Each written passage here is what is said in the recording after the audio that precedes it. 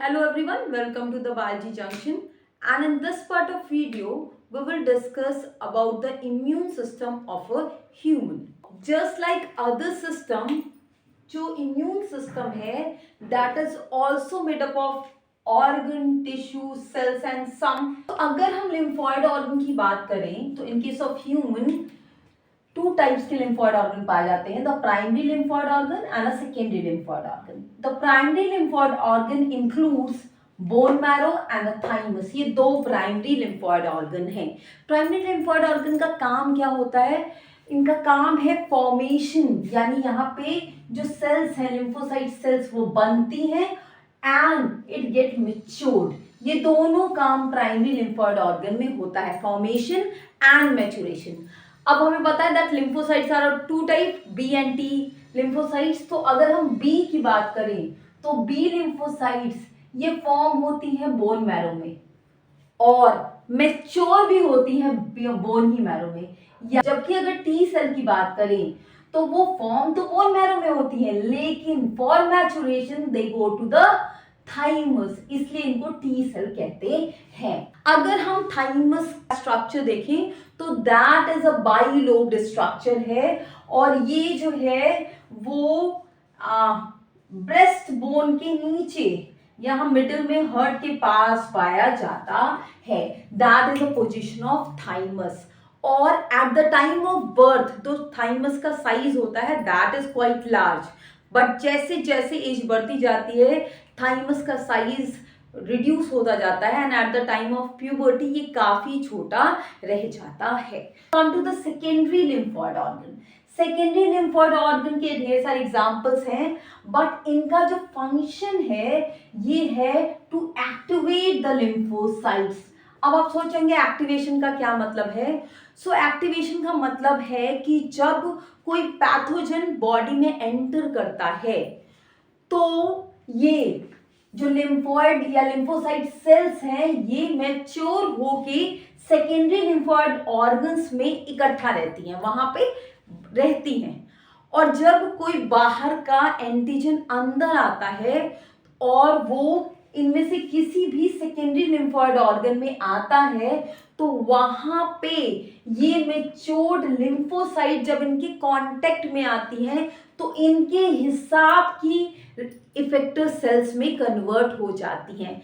इसका क्या मतलब है? इसको सिंपल शब्दों में ऐसे समझा जा सकता है. सपोज कर लीजिए कि आप पे अटैक करने के लिए जो आपका एनिमी है वो AK-47 लेके आया है और अगर आपको उसके बारे में प्रॉपर इंफॉर्मेशन नहीं है तो आप हो सकता है राइफल लेके उसके पास पहुंच जाए. So in that situation it is compulsory कि आप हार जाएंगे.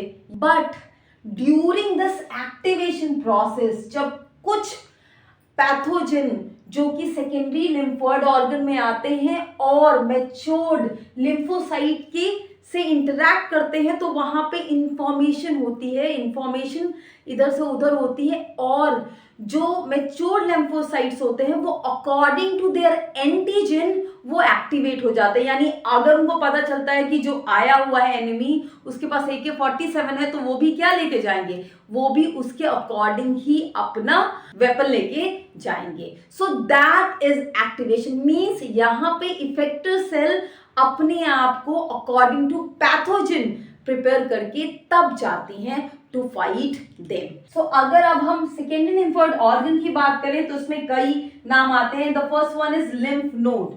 लिम्फेटिक सिस्टम में जगह जगह पे थोड़ा सा उभार लाइक स्ट्रक्चर होता है like this.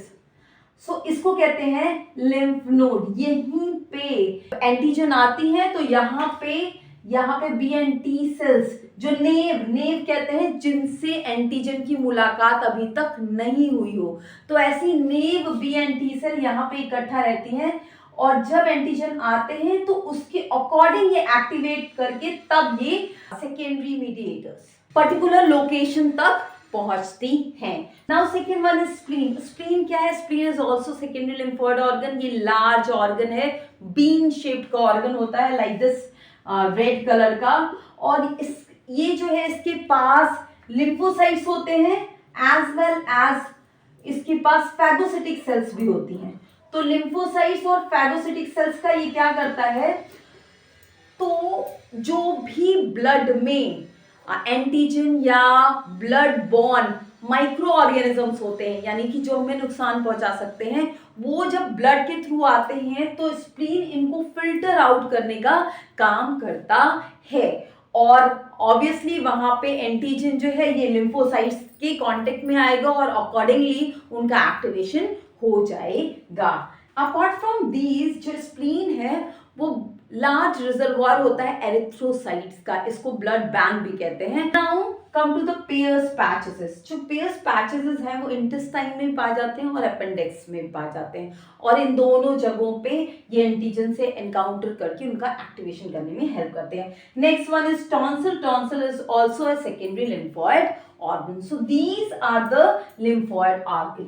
Now come to lymphoid tissue. So in a lymphoid tissue, अगर lymphoid tissue की बात करें तो that located within the lining of some tract. कौन कौन से ट्रैक हो सकते हैं वो respiratory, digestive and urogenital tract. इन सब की लाइनिंग के नीचे ये टिश्यूज प्रेजेंट होते हैं और इनको कहते हैं म्यूकोसल एसोसिएटेड लिम्फॉइड टिश्यू या मार्ट। अब क्यों यही होते हैं? Because from all these tract बाहर से कुछ अंदर आता है। In case of respiratory it is air, digestive food, और यूरोजेनाइटल के केस में अदर थिंग्स। तो उस केस में जो एंटीजन है वो वहां पे आने की चांसेस है, तो वहां पे भी लिम्फॉइड टिश्यू लिम्फोसाइट्स के साथ रहते हैं so that they can encounter the antigens. So the lymphoid cells. Lymphoid cells के केस में हमें पता है there are two types of cells, B cells and T cells. और हमने ये भी पढ़ा था दैट बी सेल्स के थ्रू जो इम्यूनिटी होती है उसमें एंटीबॉडी इन्वॉल्व होते हैं, उनको कहते हैं ह्यूमोरल इम्यूनिटी। जबकि टी सेल्स के केस में जो इम्यूनिटी होती है उसको कहते हैं सेल मीडिएटेड इम्यूनिटी। और ह्यूमोरल इम्यूनिटी में एंटीबॉडीज इन्वॉल्व होते हैं एंड सेल मीडिएटेड इम्यूनिटी में T C cells and T H cells, यानी मेनली टी सेल इन्वॉल्व होती हैं, जबकि इसमें बी सेल इन्वॉल्व होती हैं। ऑल्दो बी सेल को एक्टिवेट करने के लिए टी एच सेल्स की जरूरत होती है। So these are the lymphoid cells जिनको लिम्फोसाइट्स भी कहते हैं। तो सॉल्युबल मीडिएटर्स और इफेक्टर इसमें आते हैं एंटीबॉडीज, जैसा कि हमने पढ़ा था that the B cell after stimulation with T H cell वो क्या प्रोड्यूस करती हैं? सॉल्युबल मॉलिक्यूल यानी सॉल्युबल प्रोटीन प्रोड्यूस करती हैं जिनको एंटीबॉडी कहते हैं, जो इफेक्टर की तरह काम करती हैं for the removal of a particular antigen. There are some other soluble mediators like cytokines, इनका भी बहुत इंपॉर्टेंट रोल है in case of immune response. So these are the things related with human immune system. I hope it will work for you. Thank you so much.